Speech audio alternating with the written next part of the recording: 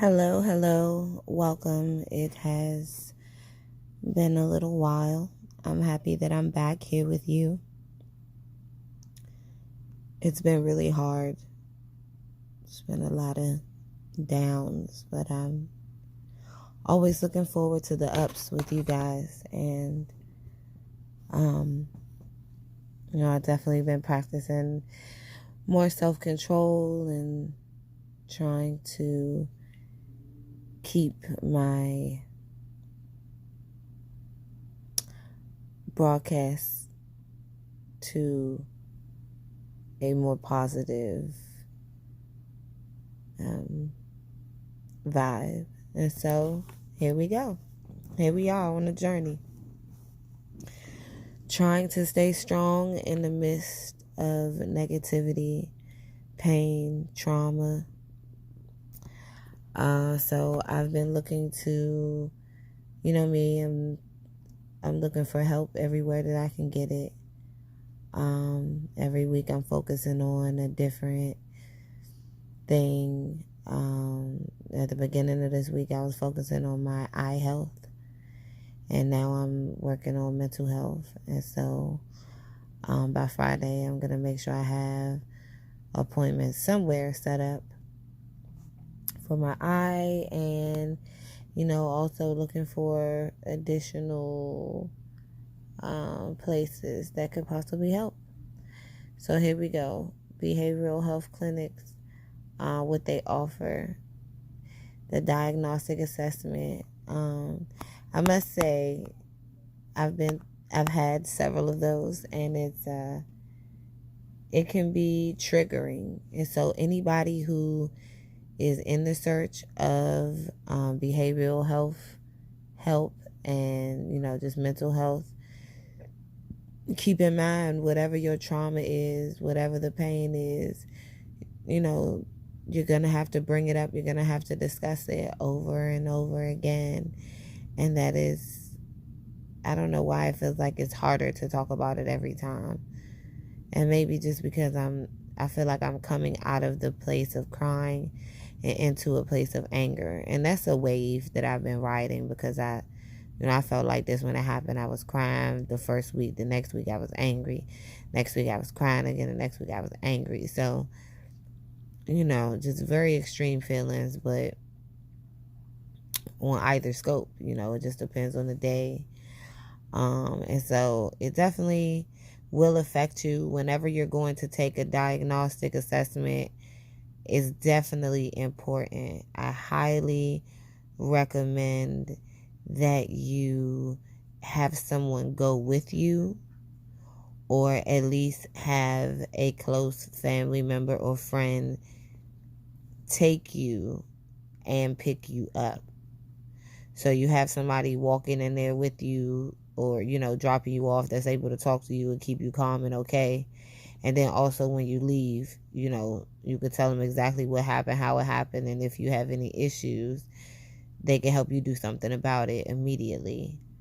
And so, yeah, I think that's very important. I don't think that's something that I didn't think about. I know the first person that I went to go see, I think I had somebody with me. I had my mom on the phone.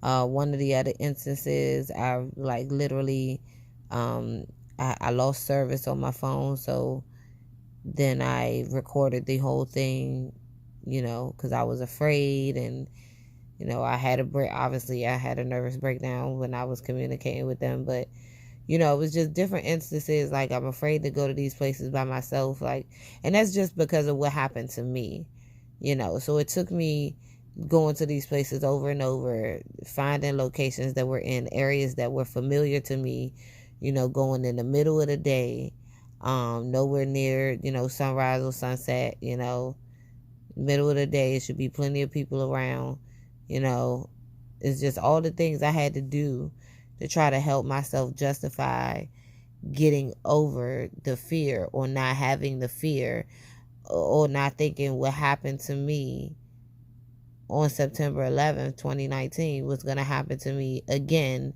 simply for seeking help. Because at the end of the day, I was violated because I was seeking help and I was bullied and manipulated. And so it's just, just please keep all these things in mind and, try your best to help anybody in your life that you know that are going through these things. Me personally, I've seen one psychiatrist. He was extremely insensitive. Now we're on the medication line. He was extremely insensitive, and so it's been recommended to me to go find another psychiatrist. I'm not sure, so I'll look into that. And then individual psychotherapy, I don't know what that is. I don't know what that is. That hasn't been offered to me. Family therapy, I'm technically into family therapies. One was involuntary and the other one was voluntary, and it's very technically. And I have been recommended to go to group therapy, but I think a lot of our people don't, or people in general don't have an interest in group therapy, because at the end of the day, I don't want to sit around a bunch of people that I don't know and cry and complain and talk about my deepest and darkest moments. That does not sound comforting to me at all. I don't want to keep talking about these things. And then for me personally, even worse, I don't want to sit there and live somebody else's pain and trauma. Like, that sounds crazy to me. I watch movies to watch crazy things that couldn't possibly happen to me. Not shit that could happen any day. Not shit that's on the news. Like, if that makes any sense. And excuse me for cursing. But emotional subject.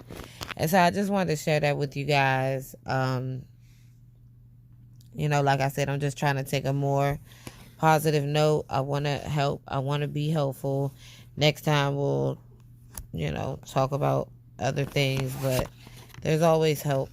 Let me go ahead and put that on there. There's always help. So all we got to do is seek it. We got to seek it. We need some help. We got to seek it. So this is just one of the little things that I picked up at DCRCC, and I'm very blessed for the opportunity and the ability to try not to be broken anymore. So if no one's never told you today that you're beautiful, I love you. You're beautiful. You're wonderful. You're strong, even in your weakest hour. Because every chance you could have slit your wrist, you didn't. You're strong. And trust me, I know.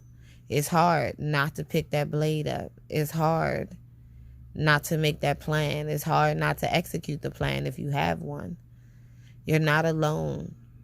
No matter how old you are, it's okay to feel as horrible as you feel.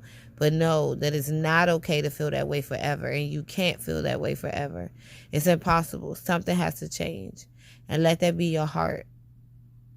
Decide that you're not going to feel that way no more. It's always easier said than done. I love you all, but I thank you so much. Please support.